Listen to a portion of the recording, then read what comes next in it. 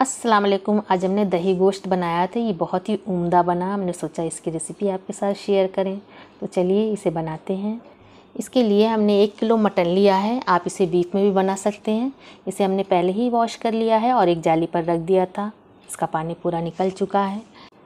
ये हमने 4 प्याज को रफली इस तरह से काट लिया है। इसे डाल रहे हैं। ये वेट में 300 ग्राम होगी। 2 table spoon ginger garlic paste डाल रहे हैं। टीस्पून से नापेंगे तो ये 4 टीस्पून है। और 1 टीस्पून भर के नमक डाल रहे हैं। नमक आप अपने टेस्ट के हिसाब से रखिएगा। हाफ कप पानी डालेंगे, क्योंकि गोश्त से पानी बहुत छूटेगा, इसलिए पानी कम ही डालें। इसे एक बार मिक्स कर लेंगे। ये हमने मिक्स कर लिया है। अब हम इसे लिड से कवर करके हाई फ्लेम पर 1 विसिल आने तक लो फ्लेम पर 10-12 मिनट कुक करेंगे, जब तक कि गोश्त गल नहीं जाता। यहाँ पर अभी हमने ऑयल भी नहीं डाला है, कोई मसाले भी नहीं ऐड किए हैं। ये देखिए 12 मिनट के करीब हो गया है। स्टीम रिलीज़ हो चुकी है। इसे हमने खोला है। इसमें देखिए कितना पानी है। हाई फ्लेम करके हम पानी को सुखाएंगे। प्याज देखिए अच्छे से गल चुकी है। अब हम मसाले इसमें ऐड करेंगे। ये हमने 2 टेबल स्पून धनिया पाउडर लिया है, 1 टीस्पून ज़ीरा पाउडर, 1 टीस्पून लाल मिर्च और 1 टीस्पून गरम मसाला लेंगे। इसे डाल देंगे। फ्लेम को हाई करके हम इसे खुश्क कर लेंगे और मसाले भी इसके साथ पक जाएंगे।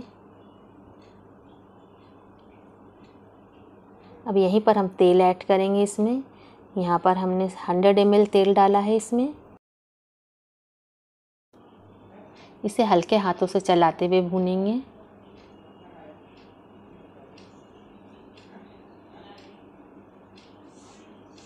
गोश्त का काफ़ी पानी खुश्क हो गया है। अब यहीं पर हम दही ऐड करेंगे। ये हमने 200 ग्राम दही लिया है, जिसे अच्छे से बीट कर लिया है। अब गैस की फ्लेम को लो करेंगे और लो करके हम इसमें दही डालेंगे। हाई फ्लेम करके नहीं डालेंगे, वरना दही फट जाएगी। दही अगर पहले डालते हैं तो गोश्त गलने में वक्त लगता, इसलिए दही को लास्ट में डालें। दही से भी पानी छूटेगा। हाई फ्लेम करके इसे भून लेंगे। देखिए गोश्त को हमने अच्छे से भून लिया है। काफ़ी पानी खुश्क हो गया है,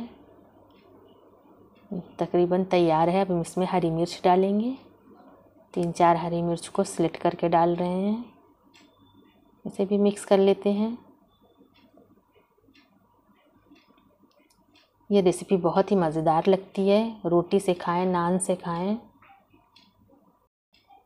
बहुत ही मज़े का टेस्टी गोश्त बनता है ये वाला। अब हम इसमें धनिया पत्ती डाल देंगे। नमक मिर्च आप अपने टेस्ट के हिसाब से रखें और इसे मिक्स कर लेंगे। ये रेडी हो चुका है। हम इसे डिश आउट कर लेते हैं। आपको दिखाते हैं कितना टेस्टी सा बना है ये। भूनते भूनते देखिए हमने इसमें कच्ची प्याज डाली थी, तब भी ये थोड़ा सा कलर चेंज हो गया है इसका। अगर आपको मेरी रेसिपीज़ पसंद आती है तो प्लीज़ इसे लाइक करें, फैमिली फ्रेंड्स में शेयर भी कर दें और मेरे चैनल को सब्सक्राइब ज़रूर करें, ताकि मेरी कोई भी रेसिपी, कोई भी वीडियो सबसे पहले आप तक पहुँचे। और रेसिपी अच्छी लगी हो तो प्लीज़ कमेंट करके बताइएगा कि रेसिपी आपको कैसे लगी। Thank you for watching.